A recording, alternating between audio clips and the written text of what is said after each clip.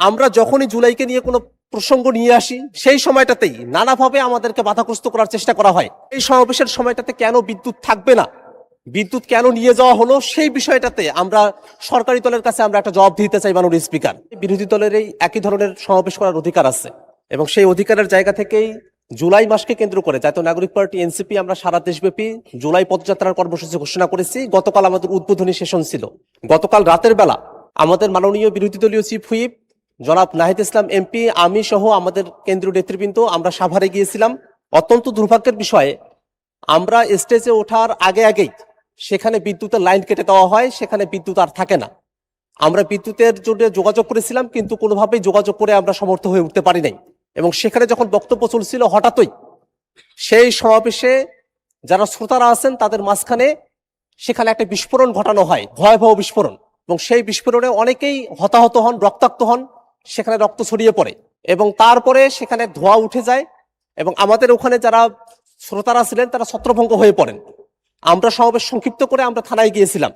মাননীয় স্পিকার, আমরা যখন বিরোধী দলে আমরা যারা আছি, এই সমাবেশ করার অধিকার সংবিধান আমাদেরকে দিয়েছে, এটা গণতান্ত্রিক অধিকার।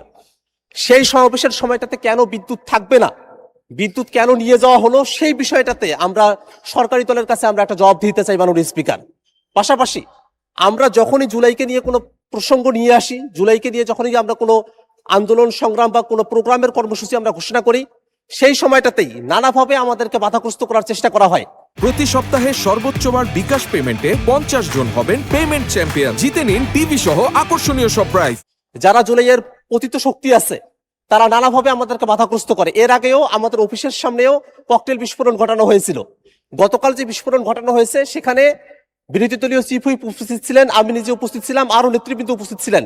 ভয়াবহ ক্ষতির মধ্যে আমরা পড়তে পারতাম। এমত অবস্থায় যারা পতিত স্বৈরাচার আছে এবং যারা নানাভাবে সমাজে স্বাভাবিকীকরণের দিকে অগ্রসর হচ্ছে, তাদের ব্যাপারে আসলে সরকারের তরফ থেকে পদক্ষেপ কি, সেটা মাননীয় স্বরাষ্ট্রমন্ত্রী যদি এখানে থাকতেন তার কাছেই জানতে চাইতাম।